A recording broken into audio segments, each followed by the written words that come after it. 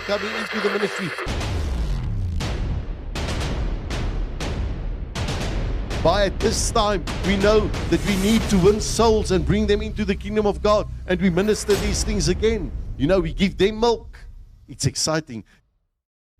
This morning I want to read to you the scripture in Romans 1 verse 16. Romans 1 verse 16. And it reads as follows. For I am not ashamed of the gospel of Christ. Can you read it with me? Let's just read it. That's the beginning of that verse. Say it. For I am not ashamed of the gospel of Christ. Can we say it a bit louder? For I am not ashamed of the gospel of Christ. Much better. You see, the problem is if we can't even say that loud, it seems as if we're even ashamed of the gospel, even ashamed of reading the word of God when we're among fellow believers.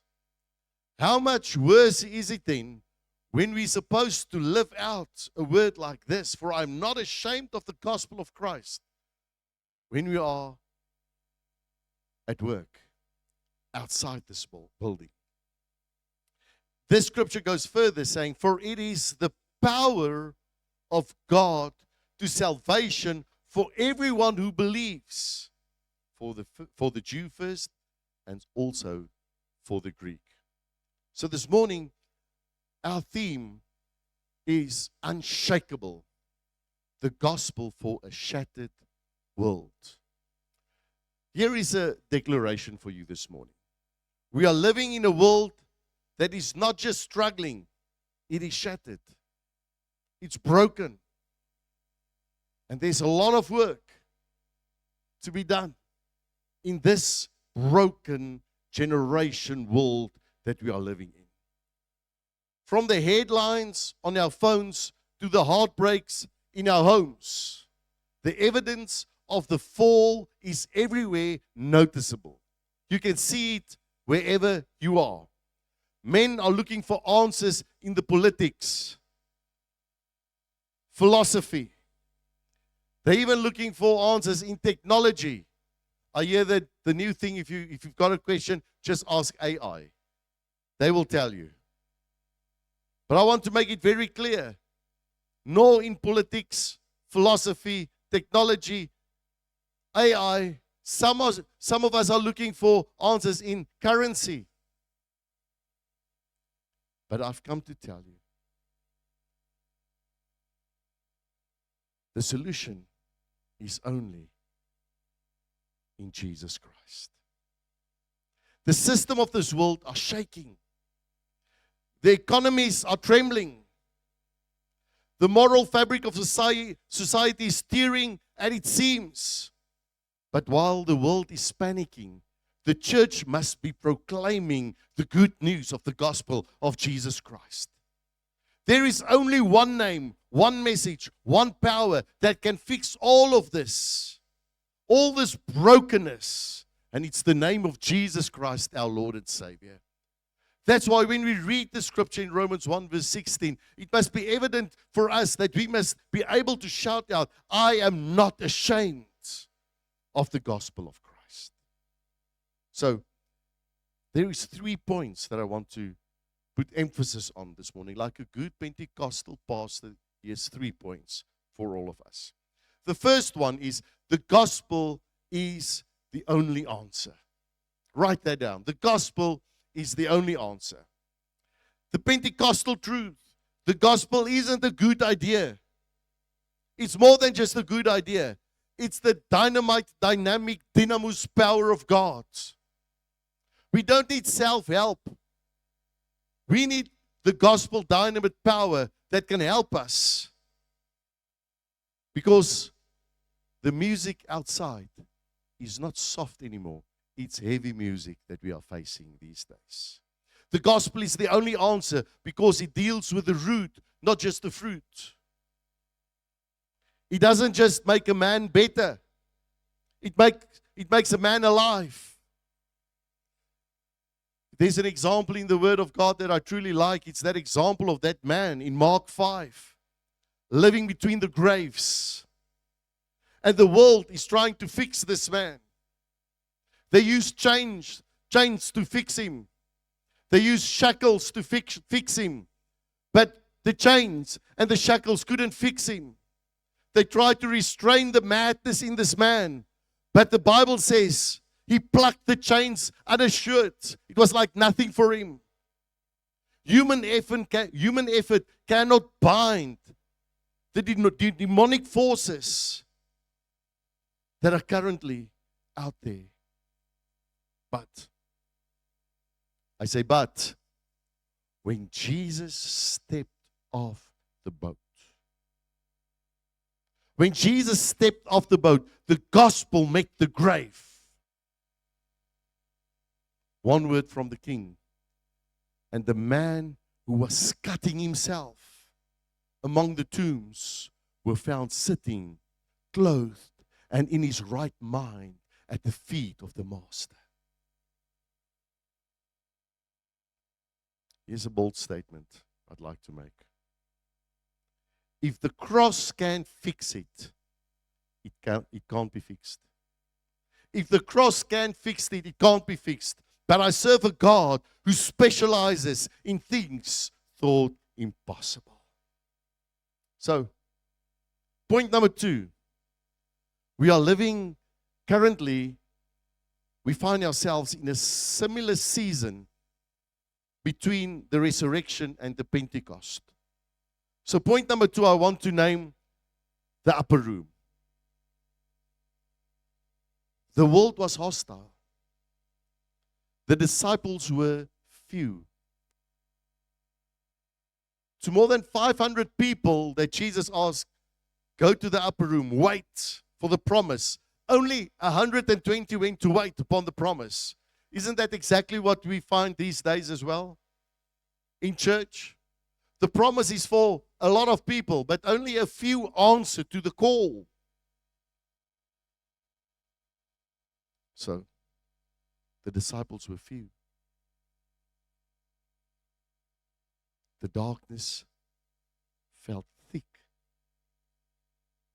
But Jesus didn't tell them to go out and try their best. He said, wait. Not go out in your own strength. He said, wait. He didn't say go and try and have a meeting and come up with a solution and see what you can do. No, he said, wait. Now, let's be honest. Wait is one of the most difficult things to do. Anyone here likes waiting? We don't like waiting. I mean, when you go to the shops, you don't go and stand in the longest queue because you like waiting. You're looking for the shortest queue because you want to stand, because you don't want to wait. You want to carry on. You want to go out. You want to do your things. You don't want to wait. So I want to read to you this scripture in Acts 1, verse 4 to 5. And being assembled together with them, he commanded them not to depart from Jerusalem, but to wait for the promise of the Father, which he said, you have heard from me, from John truly baptized, for John truly baptized with water, but you shall be baptized with the Holy Spirit not many days from now. But you shall receive power when the Holy Spirit has come upon you, and you shall be witnesses to me in Jerusalem and in Judea and Samaria and to the ends of the earth. The Pentecostal fire, church, the upper room was not a place of boredom, it was a place of birth. Birth of the power. They weren't just sitting there twiddling their thumbs. They were in one accord, in one place, crying out for the fire of God. You know, waiting got this thing that at the end, sometimes when you are waiting, you say, let's just get this over with. I grew up in a time where you will still get a hiding, you know. There I've learned the wax in your ears, they easily melt when you get it from behind. Then you start to listen. But when my dad would say, go to your room and wait for me, I didn't like that waiting. I'd rather get it over and done with. This is a different waiting. This wait is let's wait upon the promise. the birth.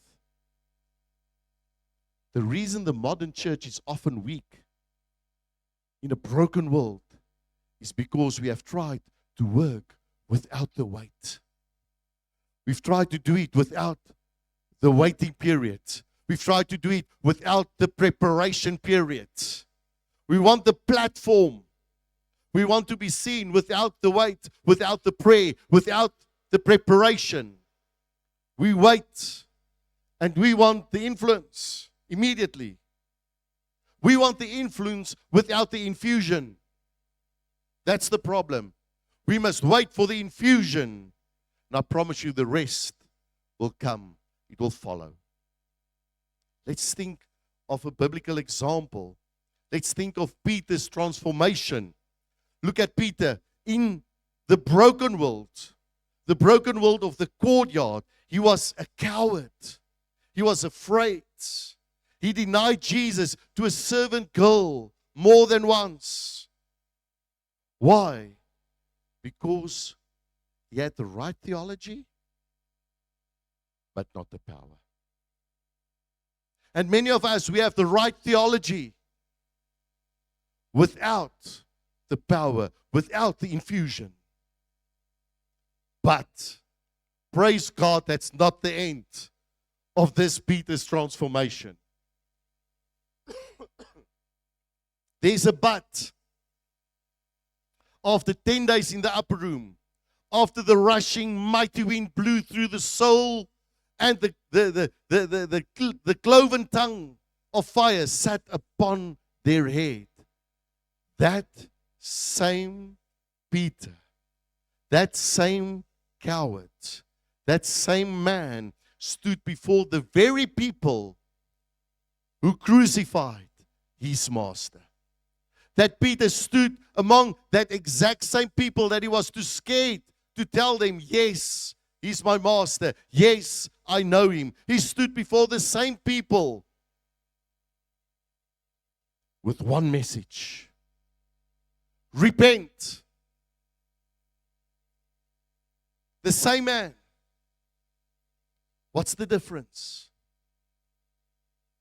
Through the waiting, there has been an infusion of the dynamis power of God. Are you tired of being defeated? Come on, let's be honest.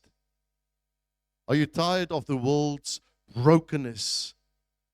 And this brokenness, it's leaking into your spirit. You need an upper room experience. You need to stay at the altar until the fire falls. Point number 3. The outpouring. The outpouring means it's from brokenness to boldness. From I don't know how to do this to I don't care what people think of me. The outpouring. So the message to the congregation this morning is when the Holy Spirit falls, the broken world will start to notice what's going on. The Bible says that when the sound of the wind happened, the multitude came running to look, to see what is going on. Now here's another statement. The world isn't looking for a relevant church. It's looking for a resurrected church. We want to be relevant. We want to please people. We want people to be happy. You know, that might not be what they need. They need the dynamis power of the Holy Spirit. So the world isn't looking for a relevant church.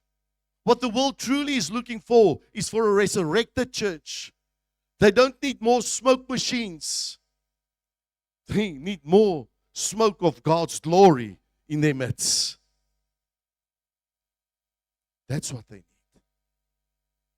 So I want to proclaim it this morning. The gospel is the answer because it gives us hope that the world didn't give, and the world can't take it away. Glory to God.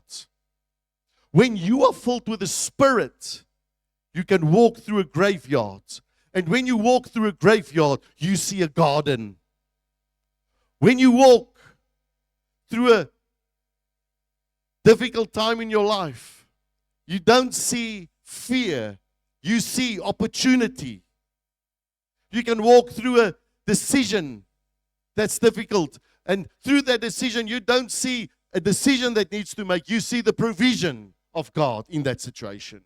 You can walk through a sickness and you won't see sickness. You will see healing because of the dynamis power, the infusion in your life. So what do we need, church?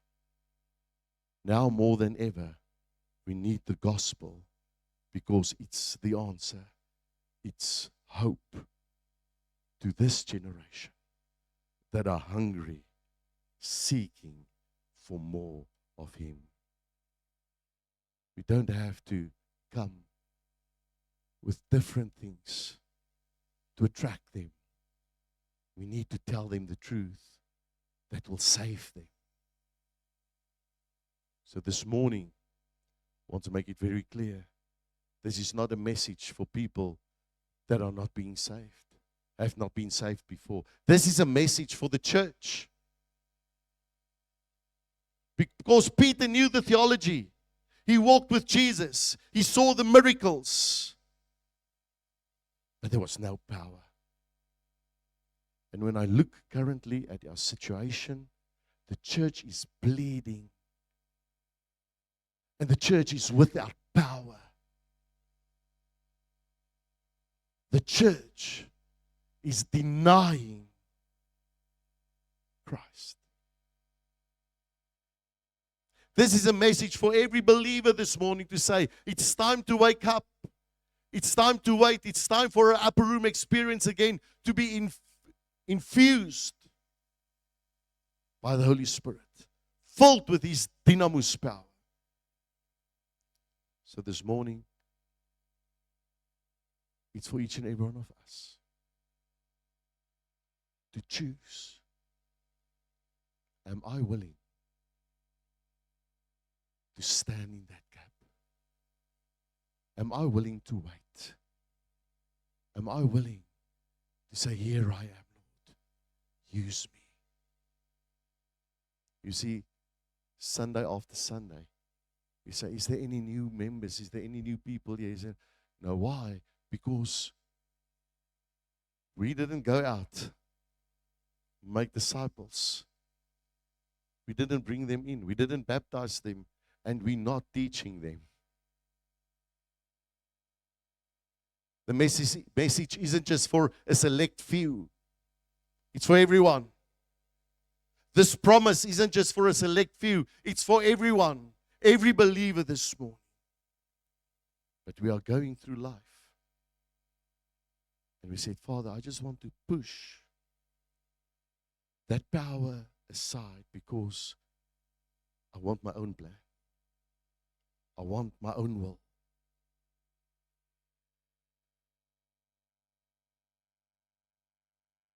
So let's close our eyes for a moment, church. Every eye closed. Every head bowed. Maybe you've been trying to fix your brokenness with the world's glue. You've been trying to find peace, maybe in a bottle. You've been trying to find peace in a relationship. Maybe you've been trying to find peace in a paycheck.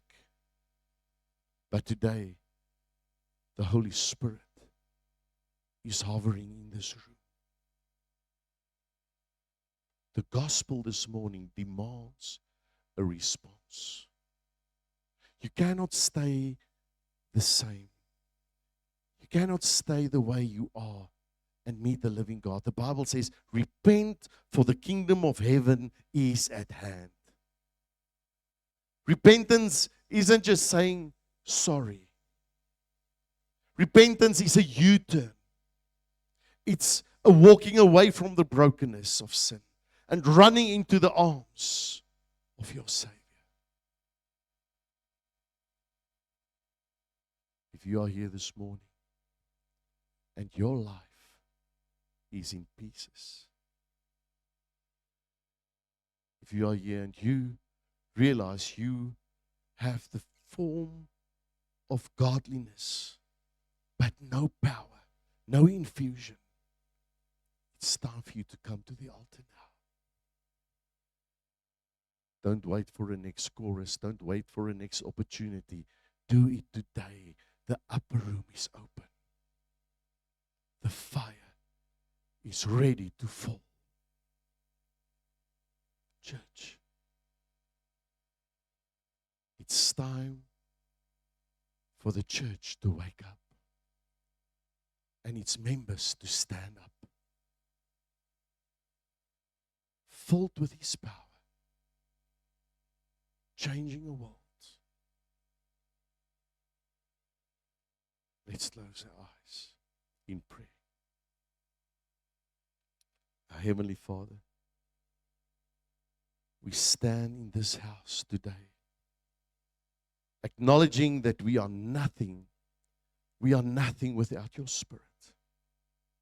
Lord, we repent for trying to do your work in our strength.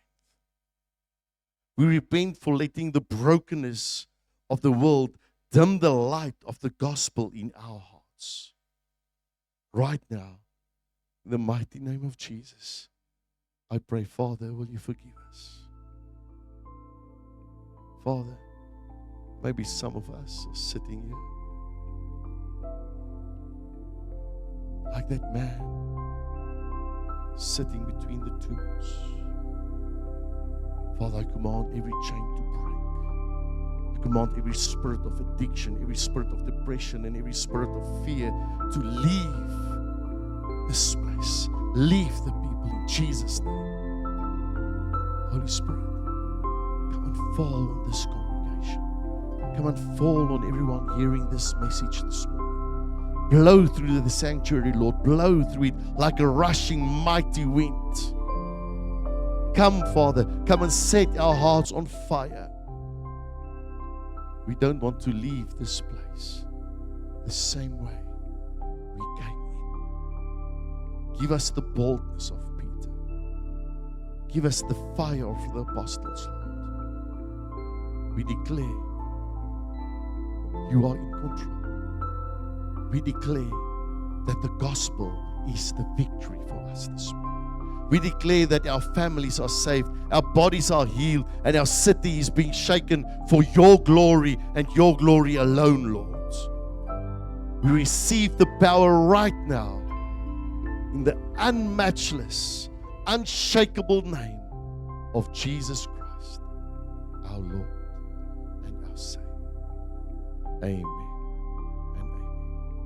God bless you. Did you enjoy the message this morning? Are you motivated to go out and make a difference at your workplace, with your family, at your home? Make sure that everyone knows that Jesus Christ is King. He's the one, the only way, the truth, and the light. Amen. God. Thank you for watching. As we come to the end of this powerful message, we invite you to be part of something greater. At Barberton Full Gospel Church, our mission goes beyond these walls. Through our benevolence ministry, we bring hope to those in need, care for the elderly, and through the Barberton Recovery Center, BRC, we walk with individuals on a journey of restoration, healing, and new beginnings. We also invest in the next generation through Kids in Christ. But we cannot do it alone. Your partnership can make a real difference. Whether through giving, volunteering, or prayer, you become a vital part of changing lives and building a stronger community. Join us, stand with us, be the hands and feet of hope.